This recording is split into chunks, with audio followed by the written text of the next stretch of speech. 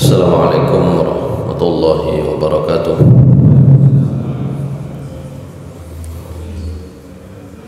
Alhamdulillah, alhamdulillahilladzi arsala rasulahu bil huda wa dinil haqq liyuzhirahu 'ala ad-din kullihi wa kafa billahi syahida. Asyhadu an la ilaha illallah wahdahu la syarika lah wa asyhadu anna Muhammadan abduhu wa rasuluhu la nabiyya ba'dah. Amma ba'du fa ya ibadallah usikum wa iyaya bittaqwallah faqad fazal muttaqun. Liqaulihi ta'ala fi kitabihil karim. A'udzu billahi minasy syaithanir rajim. Bismillahirrahmanirrahim. Ya ayyuhallazina amanu taqullaha haqqa tuqatih wa la tamutunna illa wa antum muslimun. Shadaqallahul azim. Masyaallah muslimin rahimakumullah, kita kemarin tinggal ujung dari sub pembahasan tentang sunnah-sunnah fitrah. Sunnah-sunnah fitrah itu ya, kalau dalam hadis yang tegas disebut ada 5 kemarin, meskipun kemudian ada beberapa poin tambahan ya. 5 itu adalah istihdad, khitan, qassus syarib, nadful ibti, wa taqlimul azafir. Jadi yang pertama istihdad, mencukur bulu kemaluan, khitan ya, khitan ya. Qassus syarib, memotong kumis atau ya, memotong kumis. Wa nadful ibti, mencabut bulu ketiak. Wa taqlimul azafir, dan memotong kuku gitu ya. Nah kemudian ada tambahan lain ya, bagaimana memelihara lihyah, jenggot. Itu pun kemudian dijaga supaya rapi. Kemudian yang selanjutnya nomor 7 kemarin adalah menyisir rambut. Kemudian nomor 8 membiarkan uban. Nah, membiarkan uban. Nomor 9 itu masih bicara tentang uban. Kalaupun mau dirubah warnanya diperbolehkan. Taghyirus syaib bil hina'i wal hamrati was safrati wa nahwiha. Jadi mengubah uban itu dengan hina. Hina itu jadi ini ya. Jadi nama atau merek ya. Biasanya kalau di pasar tuh ya, biasanya kalau buat ngukir tangan itu namanya hina itu hina gitu ya. Hina ya, namanya hina. Tato tangan atau lukis tangan itu ya, itu dengan hina, itu namanya hina. Tapi maksudnya ya warnanya kurang lebih kecoklatan seperti itu ya, hina itu. Wal hamrah, merah. Was safrah, warna kuning. Kalau warna merah dan kuning itu kalau di sana agak pantas ya. Nang kene aneh, irunge pesek warnanya kuning, warnanya merah. Berdasarkan hadis Abu Hurairah radhiyallahu an, qala Rasulullah sallallahu alaihi wasallam, innal yahud wan nasara la yasbaqun fa khalifuhum. Ya. Jadi boleh mengecat warna rambut atau menyemir warna rambut. Hanya saja nanti apakah hitam boleh atau tidak itu diperselisihkan di kalangan para ulama salaf. Ada yang boleh, ada yang tidak. Gitu ya. Jadi di dalam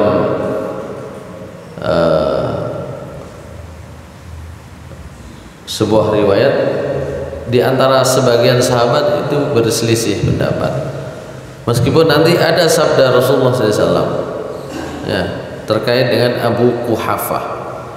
Ya, Abu Quhafah itu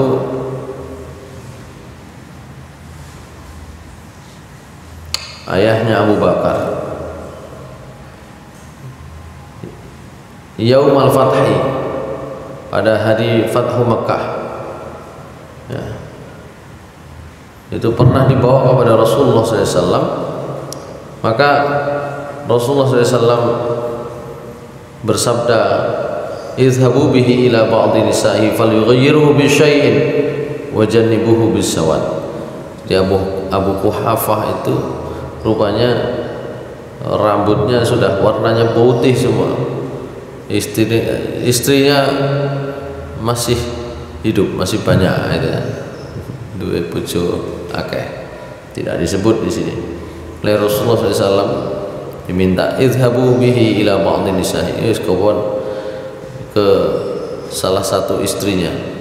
Kemudian apa? Falyughayyirhu bi syai'in. Warna rambutnya sing putih kabeh iku sampean ubah. Wa jannibuhu bisawad. Hindari dengan warna hitam. Itu biasanya kita pakai dalil. Nah, iso semir gak ireng. Nah, gitu ya. Semir gak ireng. Tapi sebagian sahabat itu menyesuaikan diri. Nah, itu ya. Dalam sebuah riwayat bahwa sebagian sahabat antarakal khidab afdal wa ruya an ba'dihim anna fi'lahu afdal wa kana ba'dhum yukhdabu bis-safra wa ba'dhum bil khina wal katmi wa ba'dhum biz-za'faran wa khadaba jama'atu minhum bis-sawad. Jadi di antara para sahabat itu ada yang tidak mau disemir sejarno, tapi sebagiannya ada yang semir dengan warna merah, ada warna coklat, warna hina ya, ada warna kuning. Nah, sebagian sahabat suka bersemir dengan warna hitam. Itu riwayat ini ada di dalam Fathul Bari ya. Dari Ibnu Syihab Az-Zuhri, dia mengatakan kunna nakhdabu bis-sawad idza kana al-wajhu hadidan. Ya, kita itu delok awake dhewe ya. Kita, kata Ibnu Syihab Az-Zuhri, biasanya kami pakai semir hitam kalau wajahnya masih kenceng. Tapi nek wajah sudah kendor, gigi sudah ompong gitu ya, maka kami enggak pakai semir, apalagi warna hitam. Nah, gitu ya. Itu kamuflase gitu ya. Menipu gitu ya. Nah, kalau dari Rasulullah SAW sendiri tadi itu, kemarin kita sebut kalau ada uban biarkan ya, kemarin kita bahasnya, kalau ada uban biarkan, itu menjadi cahayanya orang muslim. Nah, kalau ubannya terlalu banyak seperti Abu Quhafah, silakan ubah tapi jangan pakai hitam gitu ya. Nek bijuk cek teman-teman gitu ya. Baik, ini tentang bab semir ya.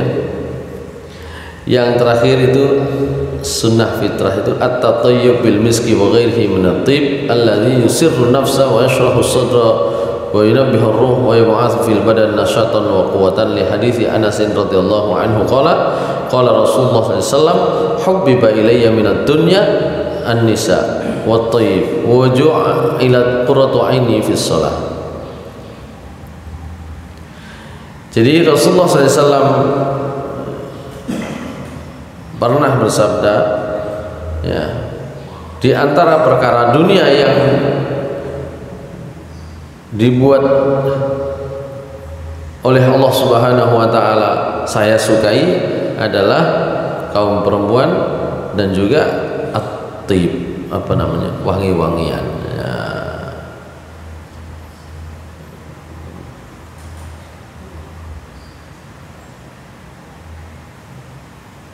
Dan saya sangat menyukai apa yang saya kerjakan di dalam sholat. Itu at-tib, ya, wangi-wangian.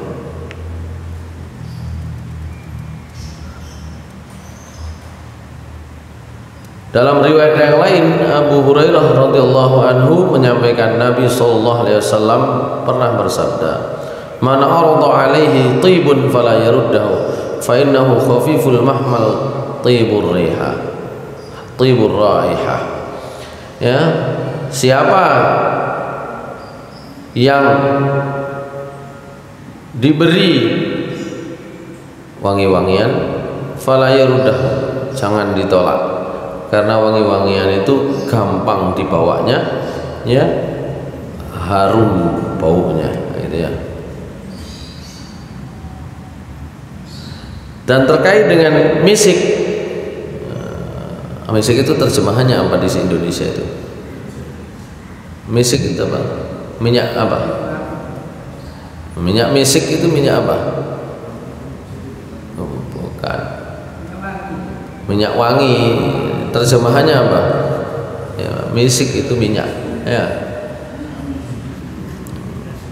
Nabi SAW bersabda tentang misik, huwa atyabut tib. Jadi misik itu adalah jenis wangi-wangian yang paling baik. Ini kata Rasulullah SAW. Baik, itulah beberapa tambahan. Ada 2 tambahan tentang bab apa namanya tadi, semir dan wangi-wangian. Nah, kita sekarang masuk di bab wudu. Jadi kita sudah masuk bab wudu, bab bersuci. Kalau sebelumnya kita masuk tentang bab tentang najis, tentang toharoh, dan kemudian tentang apa namanya,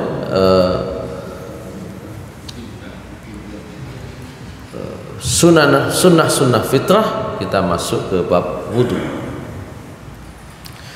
Wudu, al-wudu ma'rufun min annahu taharatun ma'iyatun tata'allaku bil wajhi wal yadaini wal ra'si wal rijlaini wa ma bahithuhu ma yati. Wudu itu adalah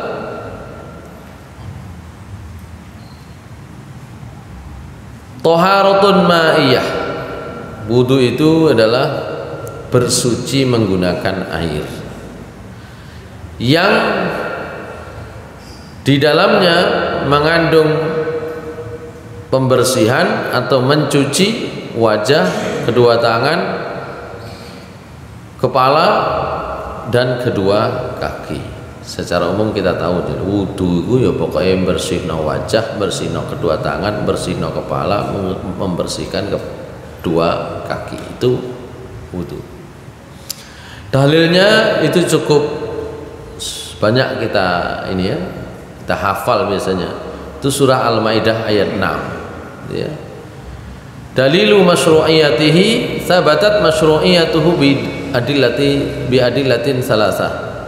Jadi wudu itu disyariatkan berdasarkan 3 macam dalil. Yang pertama adalah ayat Al-Qur'an. Jelas surat Al-Maidah ayat 6. Sebenarnya di situ nggak hanya bicara wudu, tapi juga bicara tentang mandi janabat dan juga tayamum di dalam surah Al-Maidah ayat 6 gitu ya, lengkap. Kalau hadas kecil itu dengan wudu, hadas besar itu dengan mandi janabat di dalam ayat tersebut. Dan kalau tidak bisa dilakukan dua-duanya dengan air, karena mandi besar dan wudu itu dengan air, maka kemudian bisa dengan tayamum. Itu ada di dalam surah Al-Maidah ayat 6. A'udzubillahi minasyaitonirrajim. Bismillahirrahmanirrahim. Ya ayyuhalladzina amanu idza qumtum ilas salati faghsilu wujuhakum wa aydiyakum ilal marafiqi wamsahu bi ru'usikum wa arjulakum ilal ka'bain. Ini bab wudunya sampai sini saja. Nanti bab mandi janabatnya, wa in kuntum junuban fattahharu. Dan jika kalian junub itu maka bersucilah, ai faghtasilu, mandilah gitu ya. Seterusnya nanti. Wahai orang-orang yang beriman, jika kalian hendak berdiri salat, maka cucilah wajah kalian dan kedua tangan kalian, dan tangan-tangan kalian sampai siku-siku, serta usaplah kepala kalian dan cucilah kaki kalian hingga mata kaki. Itu dalil yang pertama. Dalil yang kedua dari hadis dari sabda Rasulullah SAW dari Abu Hurairah radhiyallahu anhu, beliau bersabda, la yaqbalullahu salata ahadikum idza ahdatsa hatta yatawadda, rawahu Syaikhani. Tidak, Allah Subhanahu wa taala tidak menerima salat kalian, salat salah seorang di antara kalian apabila dia sudah berhadas hingga dia berwudu. Itu hadis yang dipakai untuk menyatakan bahwa berwudu itu wajib, lebih-lebih untuk sholat, gitu ya. Dalil yang ketiga berupa ijma', kesepakatan para ulama. Bukan hanya para ulama, sebenarnya kaum muslimin secara umum. In aqada ijma'ul muslimina ala masyru'iyyatil wudu. Jadi kaum muslimin secara umum sepakat bahwa wudu itu disyariatkan, berasal dari Rasulullah SAW, ya, itu dipraktekkan sampai hari ini. Fasara ma'luman minad dini bid-darurah, maka wudu kewajibannya itu menjadi perkara yang memang mudah sekali diketahui, merupakan perkara penting dalam agama. Itu yang pertama, dalilnya sudah jelas. Ayat Al-Quran surah Al-Ma'idah, dari hadis atau dari sabda Rasulullah SAW bahwa Allah tidak akan menerima sholat orang yang punya hadas sampai dia berwudu. Dan yang terakhir tentu saja disepakati oleh kaum muslimin memahami bahwa wudu itu memang wajib. Nah, yang kedua pembahasannya adalah tentang fadluhu, keutamaan atau fadilahnya. Apa keutamaan wudu, apa fadilahnya, apa kelebihan dari wudu.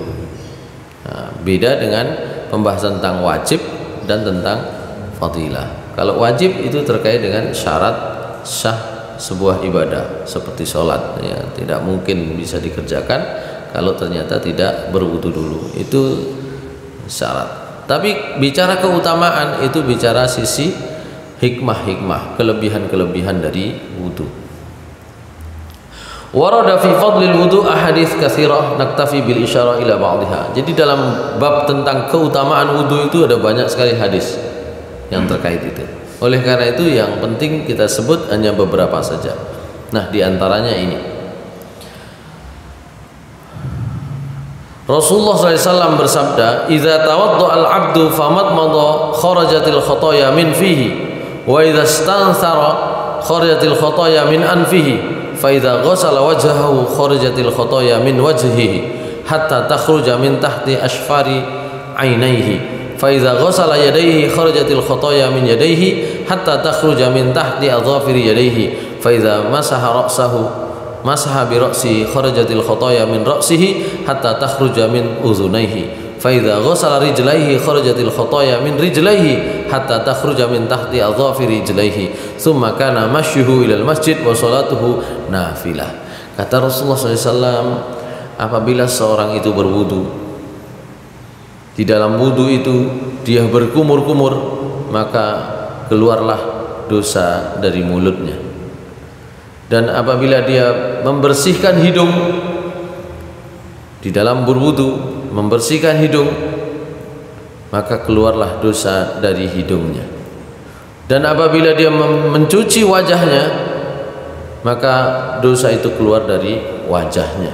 Hingga karena di dalam mencuci wajah nanti membersihkan ujung kelopak mata, gitu ya, ujung kelopak mata, maka keluar pula dosa dari ujung kelopak matanya. Dan apabila dia mencuci kedua tangannya, maka dosa-dosanya akan keluar dari kedua tangannya, bahkan hingga keluar dari ujung kuku-kukunya, kuku-kuku tangan maksudnya, ya, kuku jari tangan. Nah, Kemudian jika dia membasuh kepalanya, maka keluarlah dosa itu dari kepalanya, bahkan keluar hingga dari kedua telinganya. Karena membasuh kepala itu diakhiri dengan membasuh telinga, mengusap telinga. Yang terakhir, apabila dia mencuci kedua kakinya, maka dosa itu keluar dari kedua kakinya hingga bahkan keluar dari bawah kuku-kuku kakinya.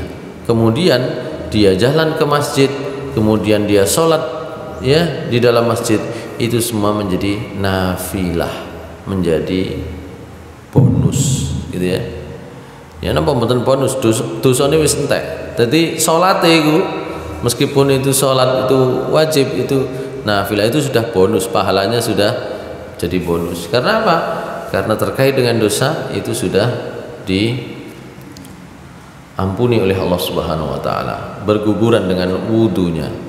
Itu yang pertama. Hadis riwayat Malik, Nasai, Ibnu Hajah dan Al-Hakim. Hadis berikutnya dari Anas radhiyallahu an, Rasulullah SAW pernah bersabda, Innal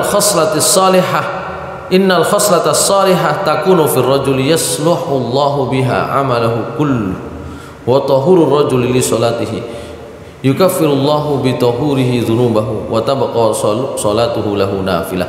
Artinya sama dengan hadis yang pertama tadi itu. Ya. Bahwasannya perangai yang baik itu ada pada seorang laki-laki, di mana Allah Subhanahu wa taala memperbaiki amalnya seluruhnya. Bagaimana itu? Tahurur rajuli li salatihi, bersucinya seseorang untuk salatnya, yukaffirullahu bi tahuri dzunubahu, sungguhnya membuat Allah menggugurkan dengan bersucinya tersebut, dengan wudunya tersebut seluruh dosa-dosanya.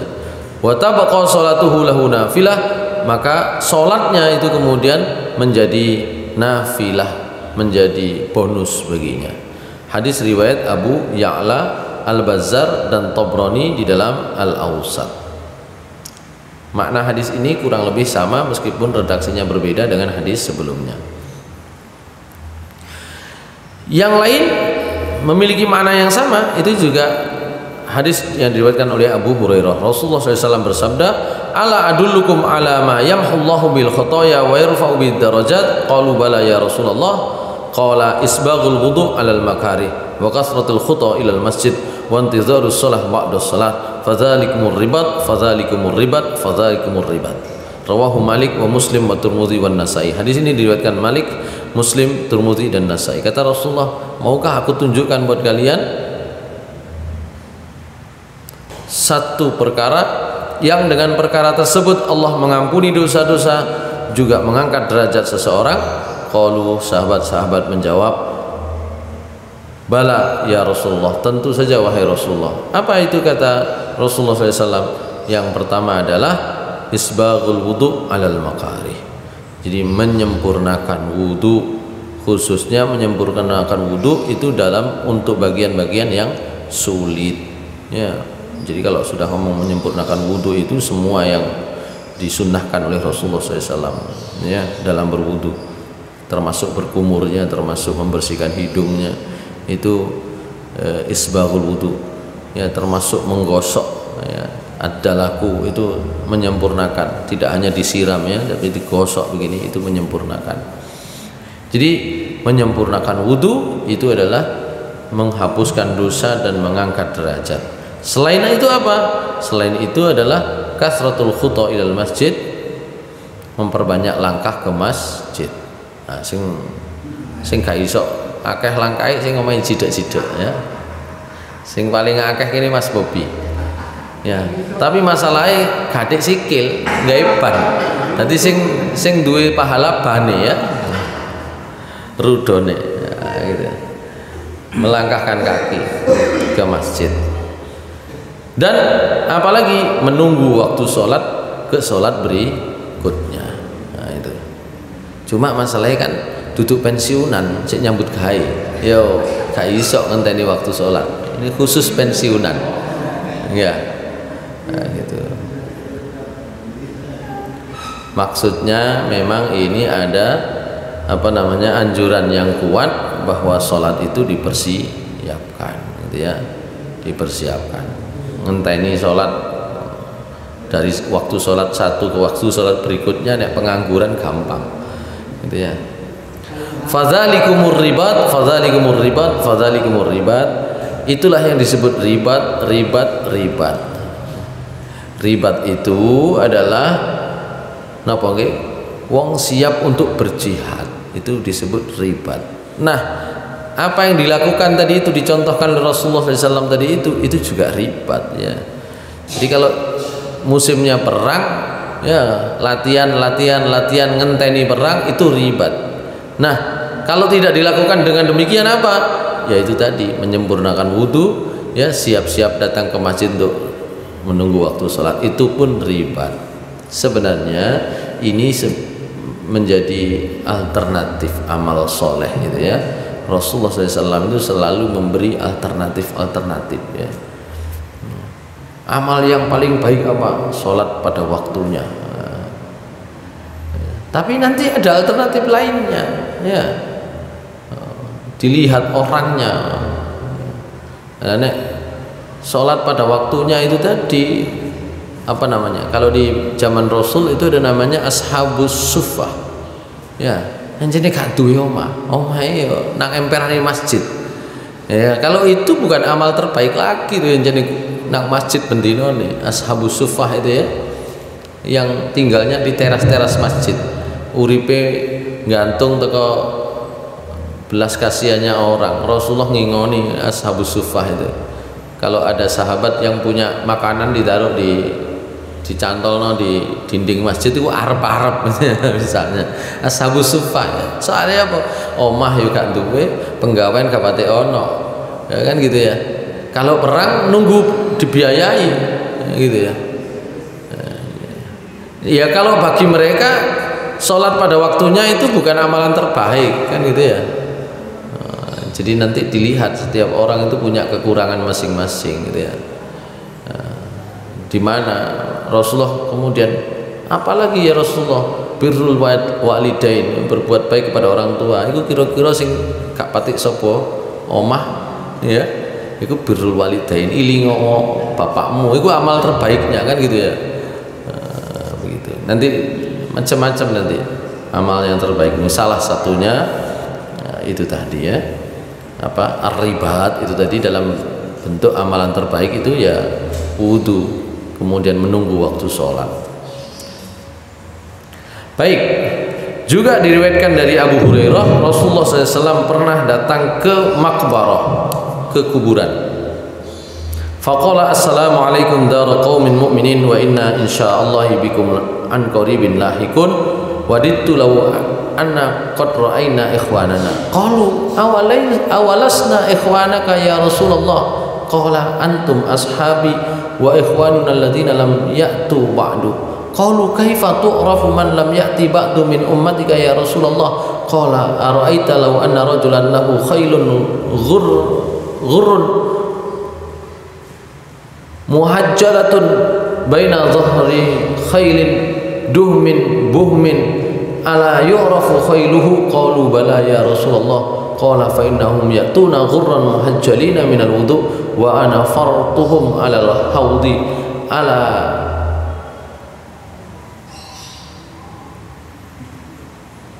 la yudadanna rijalun an haudi la yunadanna rijalun an haudi kama la yuzadanna rijalun an haudi kama yuzazul ba'irud dallu unadihim ala halumma fayuqalu innahum baddalu ba'daka faqulu suhqan. Hadis riwayat Muslim. Hadis ini agak panjang. Rasulullah SAW itu pernah mendatangi kuburan, kemudian berkata, itu biasanya doanya ketika di kuburan itu begitu, assalamualaikum, ya ahlad diyar dalam riwayat yang lain. Tapi di sini assalamualaikum daro qaumin mu'minin, assalamualaikum di negerinya kaum mukminin, ya, begitu ya, di rumahnya kaum mukminin. inna insyaallahu bikum lahikun, inna insyaallahu bikum an qaribin lahikun. Dalam riwayat ini, sungguhnya kami ya tidak lama lagi akan ketemu dengan kalian. Maka Rasulullah kemudian mengucapkan, setelah salam semacam itu, mengucapkan kalimat wadittu law anna qad ra'aina ikhwanana.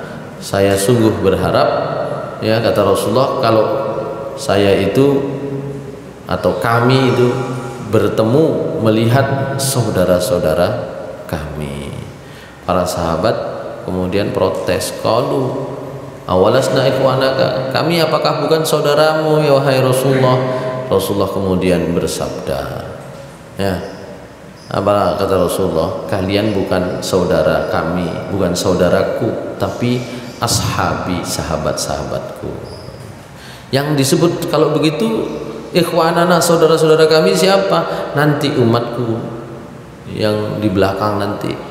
Saya sungguh ingin bertemu dengan umatku yang nanti akan datang setelah zamanku. Itu kata Rasulullah SAW. Jadi Rasulullah itu sudah melihat apa istilahnya, jenazah, bukan jenazah ya,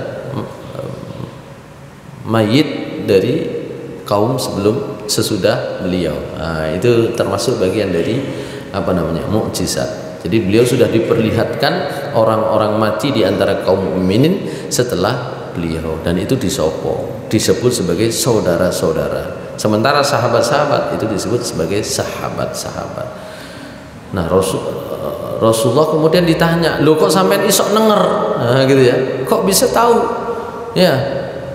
Kok bisa tahu? Oh, gampang. Tidakkah kalian melihat kalau ada kuda, ya, yang warnanya semua itu putih bersih? Nah, itu ada di antara kuda yang hitam, ya. Maka tentu yang putih itu adalah saudara-saudara kaum mukminin itu, ya. Kaum mukminin itu gampang dilihatnya. Nah, demikianlah mereka bisa dilihat dari wajah-wajah mereka putih cemerlang karena wudhu. Nah, itu kata Rasulullah SAW. Nah, mereka itu nanti akan aku panggil untuk menghampiri haud, apa, telagaku, gitu ya, telaganya Rasul Sallallahu Alaihi Wasallam, ya. Dan itu akan gampang itu nanti, mudah dikenali. Umatnya Rasulullah SAW yang sering berwudu itu akan dipanggil seperti itu tadi, onta yang kehilangan arah, ya, karo arah, gampang kok ketok. Oh, iku sing putih-putih iku nggone apa, umatnya Rasulullah SAW. Dari mana itu bisa diketahui? Dari bekas wudunya. Jadi nanti sebagai penanda umat Rasulullah SAW adalah bekas wudu. Itu keutamaan wudu. Fardunya, yang fardu dari wudu apa saja? Nah, begitu ya. Saya kira sudah muncul ya yang fardu dari wudu itu. Lil wudu'i faraidin wa rukanun tatarattabu minha haqiqatuhu idza takhallafa fardun minha la yatahaqqaqu wa la yu'taddu bi syar'an wa ilaika bayanuha. Jadi wudu itu punya namanya rukun wudu atau fardu wudu. Kalau tertinggal nggak sah wudunya. Saya kira secara umum sudah diketahui. Yang pertama adalah niat, an-niyah wa haqiqatuha. Hakikat niat itu al-iradah al-mutawajjihah nahwal fi'li. Niat itu hakikatnya adalah keinginan untuk melakukan sesuatu, itulah niat. Ibtigha'a ridha ta'ala, mengharap ridha Allah Ta'ala, wa imtitsali hukmihi, dan melaksanakan hukumnya. Wahia, dan niat itu amalun qalbiyun mahdun, niat itu murni pekerjaan hati. La dakhlal lisani fihi, itu enggak ada urusan kok lidah ikut niat. Kalau sudah masuk lidah itu namanya bukan niat tapi pekerjaan jasmani. Wa talaffuz biha ghairu masyru'in, melafatkan niat itu tidak termasuk yang dicontohkan oleh Rasulullah SAW. Wa dalilu fardiyatiha, dalil fardunya niat itu adalah riwayat dari Umar bin Khattab, innamal a'malu binniyat wa innamal likulli imri'in ma nawa. Jelas itu nanti pembahasan apa saja niat itu begini. Cuma memang dalam mazhab Syafi'i, niat itu hukumnya sunnah. Niat yang diucapkan itu hukumnya sunnah. Ya, sunnah. Menurut Imam Nawawi itu niat itu membantu hati untuk bisa fokus, gitu ya. Hukumnya sunnah. Dari mana? Ya sunnahnya itu berdasarkan fungsinya membantu hati, gitu ya. Jadi kita paling tidak mengenali lah, ya, niat itu talafutnya, mengucapkannya dalam mazhab Syafi'i itu bukan fardu tapi sunnah, ya. Sunnahnya kenapa? Karena dia diharapkan bisa membantu dorongan hati, gitu ya. Maka baik dalam sholat maupun dalam wudu itu kemudian ditalafuzkan, diucapkan, dilafadzkan, ya. Nawaitul wudu'a li raf'il hadatsil asghari, ya, begitu ya. Jadi itu namanya talafuz niat. Atau kalau sholat, usolli fardal asri arba'a raka'atin, kalau sendirian ya adaan, ya, lillahi ta'ala. Kalau berjamaah jadi imam ya imaman, kalau berjamaah jadi makmum makmuman. Cuma repot nek wis kadung diomong jadi makmum mari ngono kari kan masbuk ya, nambah mari ditepuk teko mburine wong kepengin dadi makmum ya apa ngubahi kan, gitu ya. Itu makanya sebenarnya niat itu adalah pekerjaan hati. Nah, kalau sudah dilafadzkan itu kok dianggap sebagai syarat, kalau nggak begitu nggak sah, repot sendiri. Nek pas kari ya kemudian awalnya makmum tadi imam ngubahi gak iso muni, misalnya nggak bisa ngomong, nah, begitu. Oleh karena itu tetap hukumnya talafut niat itu ya memang tidak disyariatkan karena niat itu pekerjaan hati. Sewaktu-waktu orang bisa berubah karena itu tadi itu, ya. Sholat sendiri jadi imam, awalnya makmum jadi imam. Itu kenapa niat itu adalah pekerjaan hati. Itu fardu yang pertama dalam wudu. Yang lain apa? Yang lain tentu saja sesuai dengan surat Al-Maidah ayat 6 tadi, itu adalah ghuslul wajhi marratan wahidatan, mencuci wajah satu kali. Fardunya satu kali. Nanti kita akan tahu Nabi pernah satu kali, dua kali, tiga kali. Berarti fardunya satu kali. Mencuci wajah adalah fardu yang kedua, itu pun cuma satu kali. Kalau yang kedua sunnah, yang ketiga sunnah. Yang kedua dan ketiga itu terhitung kalau sudah yang pertama itu sempurna, ya, ambil air sempurna itu baru terhitung satu. Kalau baru ini dok kene dorong ya belum terhitung satu, kan gitu ya.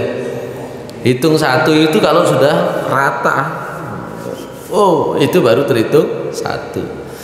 Nanti di kalangan para ulama terkait dengan sunnah wudhu itu, jenggot apa masuk bagian wajah apa mboten, gitu ya. Itu. Sebagian berpendapat jenggot masuk bagian wajah. Pertanyaannya, apa kudu teles kabeh? Begitu. Iya, nek sing titik-titik. Sing dawa kaya Mas Bobi ngono iku, teles kabeh sak klambine teles. Ya. Maka Imam Syafi'i nanti berpendapat cukup janggutnya saja. Oleh karena itu takhlilul lihyah, cukup menyela-nyela jenggot itu cukup, gitu ya. Itu fardunya nanti, ya, gitu ya. Jadi bahasan tentang wajah itu ya begitu. Wahaddul wajhi, batas wajah adalah min a'la tastihid jabhah ila asfalil lihyaini taulan. Jadi batasnya adalah atas bawah, itu adalah dari tempat batas tumbuhnya rambut di kening ini, ya, di kening. Itu bagian atas. Bagian bawah itu adalah lihyain, janggut, gitu ya. Nah, itu. Itu batas atas bawahnya. Lah nek wong pun rambutnya pun rodok brodoli sing ngarep butak, ya tetep yang awalnya dulu ya. Awalnya mungkin batasnya segini ya sini. Meskipun sekarang rambutnya sudah agak hilang, agak ke belakang, ya tetap di sini gitu ya. Nah, tetap di sini. Itu batas atas. Batas bawah juga begitu tadi, janggut. Wa min syahmatil udhun ila syahmatil udhun ardon. Sementara bagian kiri kanan itu ini batasnya telinga ini, batasnya telinga ini. Nah, inilah wajah, itu ya. Batasnya telinga, ini telinga ya di sini. Batasnya wajah kiri kanan, gitu ya. Fardu yang ketiga, ghuslul yadaini ilal mirfaqaini, mencuci kedua tangan sampai siku. Wal mirfaq wal mifsalul ladzi bainal adud was sa'id. Sementara yang disebut mirfaq siku itu adalah mifsal, sendi alladzi bainal adud was sa'id, sendi antara apa ini? Bahu dengan lengan, gitu ya. Antara bahu dengan lengan ini sendinya disebut mirfaq. Wa yadkhulul mirfaqani fi ma yajibu ghusluhu wa hadha huwal muttarid min hadi Nabi sallallahu alaihi wasallam. Ya. Jadi siku itu termasuk yang wajib dicuci. Al fardur rabi, nanti ada namanya ini ya, melebihkan. Kalau batasnya sini, sunnahnya adalah melebihkan, fardunya adalah sampai sini, gitu ya. Nanti ada bahasan tentang sunnah wudu.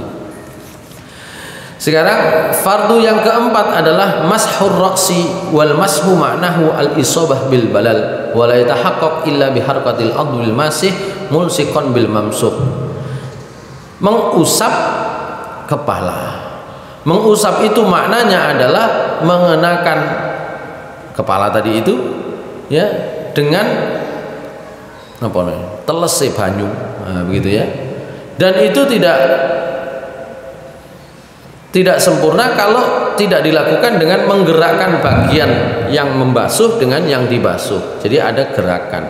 Nek umpama ngene tok niku mboten membasuh namanya. Membasuh itu ada gerakan, gitu ya. Gerakan. Ya. Oleh karena itu agak aneh nanti ketika membasuh itu kok ngene tok. Jangan begini ya. Nah, oleh karena itu ada gerakan. Meskipun tentang berapa bagian lebarnya itu mazhab Syafi'i, mazhab Hanafi itu berbeda, gitu ya. Mazhab Syafi'i sepertiga, mazhab Hanafi seperempat kepala. Nanti ya. Kalau menurut bunyi Al-Qur'an nggak pakai ngomong seperempat dan ini. Ya. Wamsahu biru'usikum, usaplah kepala kalian. Prakteknya bagaimana? Oh, nanti ternyata dipraktekkan ya dari bagian depan, bi muqaddami bada bi muqaddami ra'sihi ila qafahu, dimulai dari depan sampai ke tengkuk, gitu ya. Nanti dalam riwayat yang lain summa raja'a bihima ilal makanil ladzi bada minhu, kemudian dikembalikan ke bagian depan tempat awalnya tadi itu. Baik, saya lanjutkan. Fawad'ul yad awil isba' ala ra'si aw ghairihi la yusamma masam. Jadi menaruh tangan di kepala tok begini itu tidak termasuk mashu, gitu ya.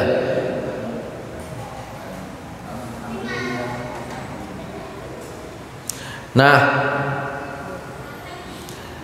terkait dengan mengusap kepala ini ada 3 cara yang pernah dicontohkan oleh Rasulullah SAW.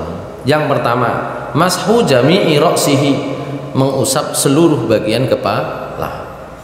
Menurut hadis Abdullah bin Zaid, Nabi SAW masaha ra'sahu biyadaihi, mengusap kepala dengan kedua tangan. Fa'aqbala bihima wa adbara bada bi muqaddami ra'sihi thumma dhahaba bihima ila qafahu thumma raddahuma ila al-makani alladhi bada'a minhu, rawahul jamaah. Ini tadi yang saya sebut, dimulai dari bagian depan, kemudian dibawa ke tengkuk, kemudian dibawa ke depan lagi tempat memulai. Ini cara yang pertama.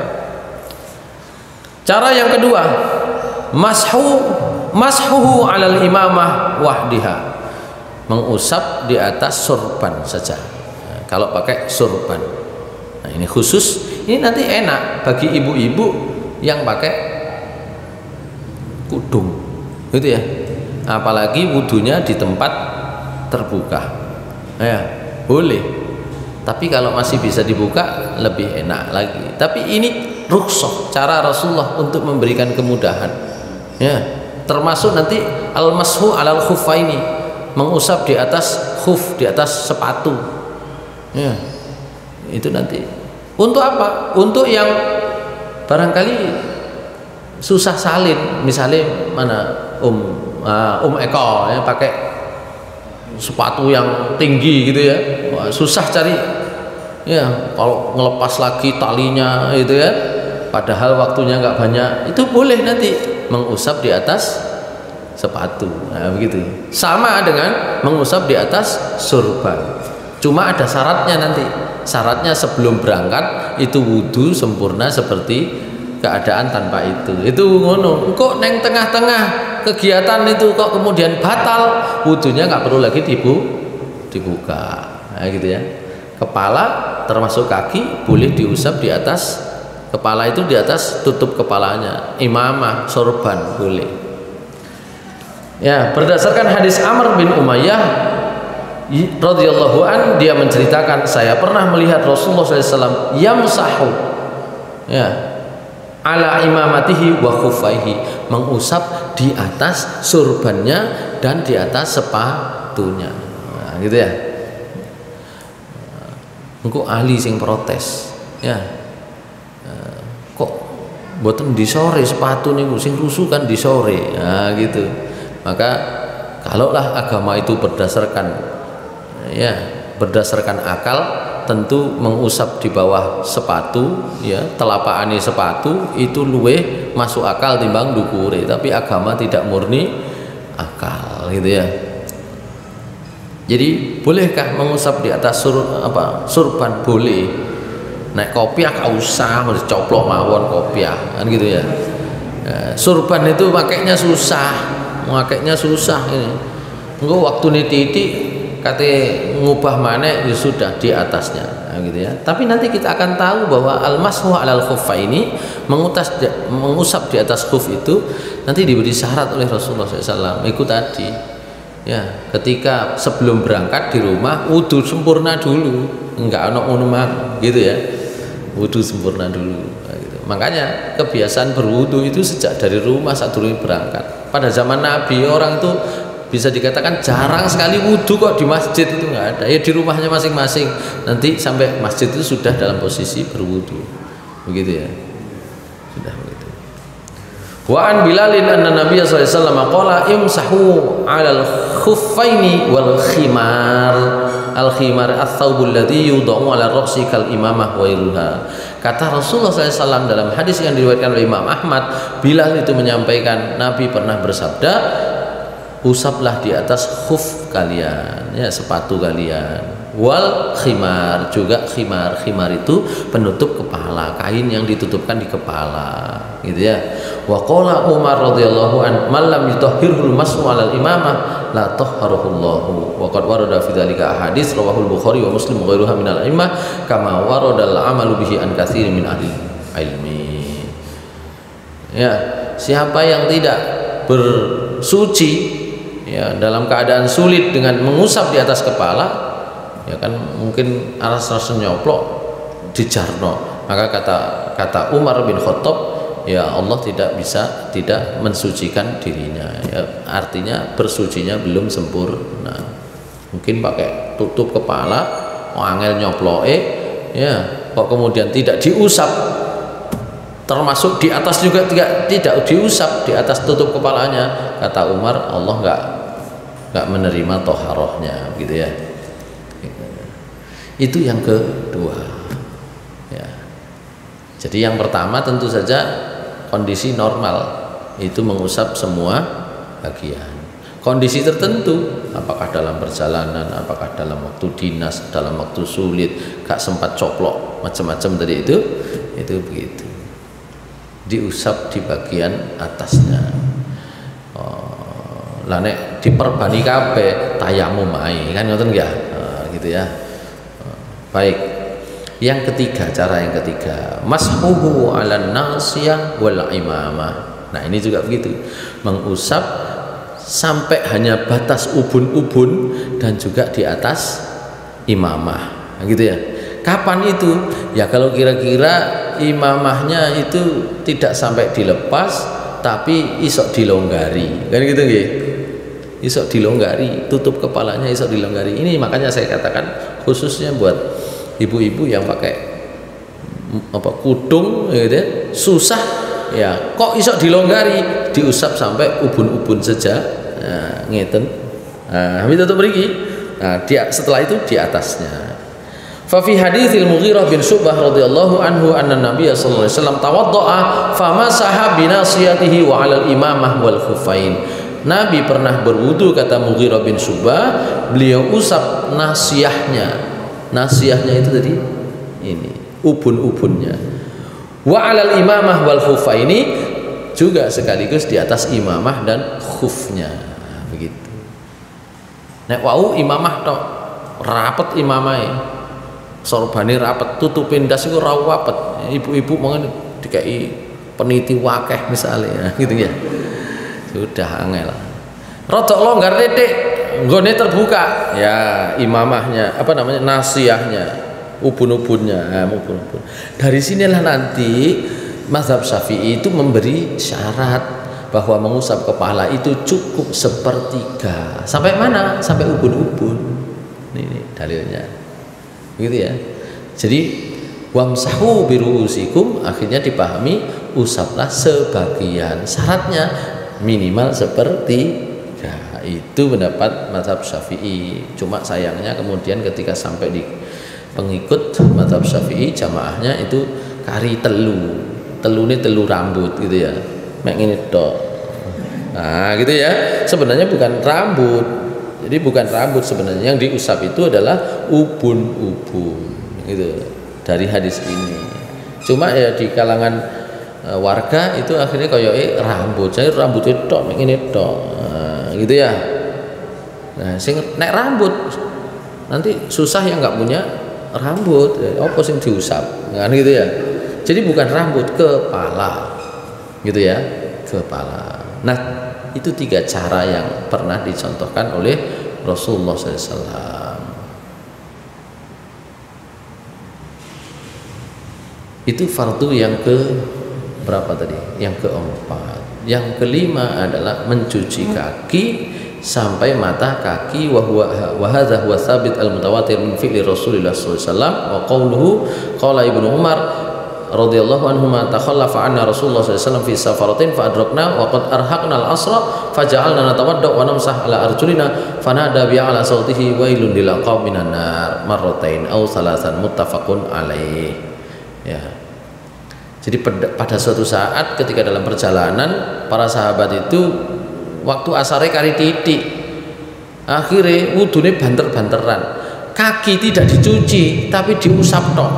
Tadi seperti mengusap kepala itu kaki diusap tok. Maka Rasulullah SAW berteriak, wailun lil aqabi minan nar, celaka ya mata kaki yang tidak kena air dari celaka ya kena neraka begitu ya. Wailun lil aqabi minan nar, ya celaka bagi mata kaki yang tidak terkena air wudu, itu karena diancam dengan neraka. Itu artinya Rasulullah tetap kalau kaki itu dicuci, bukan diusap. Yang disebut diusap tadi itu tangan yang basah diusap, itu diusap. Tapi kalau ada air yang dialirkan, digosokkan, itu mencuci. Meskipun airnya tidak banyak, ya, tapi diratakan itu sudah mencuci. Ini gosok ngeten, banyune titik ngeten mawon, itu sudah. Tapi nek banyune mek nemplek tok nang tangan, iya itu tidak sempurna. Itu makanya itu nanti kalau bicara tentang kesempurnaan wudu jangan hanya dikelucur gitu ya, diusap. Itu namanya dalam bahasa hadis itu ad-dalak, digosok gitu ya, digosok ya. Jadi ya kita masih bisa perhatikan, makanya perlu kita ngaji itu ya, diantara kesempurnaan wudu adalah ad-dalak, ya, menggosok itu. Nah sementara sebagian itu gak digosok, ya, dikelucur noto apa maneh enten kerane disemprot teko adoan kan gitu ya. Termasuk ketika menggunakan cebok, tidak begini saja, begini, nah, diikuti begini gitu ya. Jadi setelah disiram diikuti begini, begitu. Baik, itu namanya fardu wudu. Ya.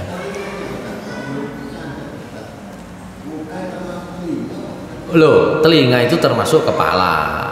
Ya, telinga itu bagian dari kepala. Ya, itu satu paket dengan kepala nanti, gitu ya. Satu paket. Tapi dalam pembahasannya Said Sabiq, telinga itu termasuk yang sunnah, gitu ya. Padahal dalam praktek Nabi, ya, yang lengkap telinga itu termasuk dari kepala, gitu ya. Cuma memang di dalam Al-Quran wamsahu biruusikum, ya itulah yang kemudian membuat perbedaan. Ada yang mempraktekkan itu termasuk telinga, tapi di sini termasuk yang dipisah. Nanti ada di sunnah wudu. Dalam kitab ini masuk di sunnah wudu. Nek kula wis gak usah resiko statisi mawon ngono kok dibagi-bagi kan gitu ya. Nah, gitu. Tapi memang kalau pembahasan secara hukum famsahu biruusikum itu kepala. Cara mengusap kepala Rasulullah SAW termasuk yang terakhir itu adalah tertib urut ya.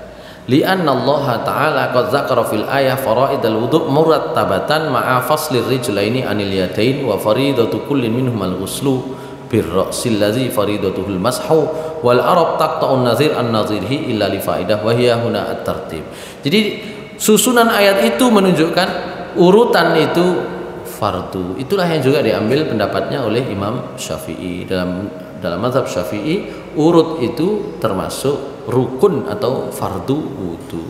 Tapi nanti beda dengan mazhab Hanafi, nggak harus urut, gitu ya. Yang penting kena semua. Itu bedanya nanti. Sehingga apa?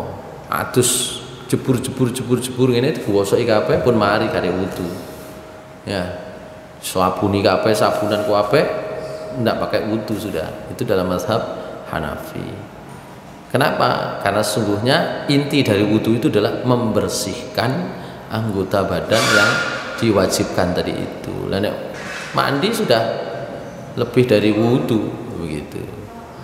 Tapi mayoritas ulama ya berpendapat tetap urut, contohnya urut gitu ya. Contohnya urut. Itu tertib gitu ya. Baik, itu fardu-fardunya. Sekarang sunnah-sunnahnya. Sunnah yang pertama adalah at-tasmiyah fi awalihi, membaca bismillah di awal ya. Memang hadis tentang membaca bismillah untuk awal wudu itu kalau satu persatu dhaif, tapi ada banyak. Sehingga diangkat derajatnya, tidak hanya tidak lagi menjadi dhaif, tapi makbul, bisa diterima, hasan gitu ya. Warada fi tasmiyati lil wudu ahaditsun dhaifah lakin majmu'uha yaziduha quwwatan tadullu ala anna laha aslan wa hiya ba'da dzalika amrun hasan fi nafsihi wa masyru'un fil jumlah. Jadi secara keseluruhan memang bismillah itu dipakai untuk mengawali semua kegiatan. Meskipun hadisnya dhaif tapi ada banyak sehingga secara umum itu menambah kekuatannya sehingga minimal dia statusnya hasan dalam istilah hadis itu ya. Yang kedua adalah as-siwak. Siwak itu termasuk sunnah wudu ya. Rasulullah SAW secara umum mengatakan laula an usyqa ala ummati la amartuhum bisiwak inda kulli wudu'in. Seandainya tidak memberatkan umatku pasti aku perintahkan mereka untuk bersiwak di setiap wudu. Oleh karena itu sebagian yang tidak bersiwak itu pakai jari ya, gitu ya. Nah, gitu ya. Ya, ini setidaknya untuk membersihkan kalau memang kita barusan makan itu ya, terutama supaya kotoran-kotoran yang masih tersisa di gigi itu bisa hilang. Itu sunnah wudu. Insya Allah kita bahas sunnah wudu di pertemuan akan datang. Aqulu qouli hadza astaghfirullah li wa lakum innahu huwal ghafurur rahim. Assalamualaikum warahmatullahi wabarakatuh.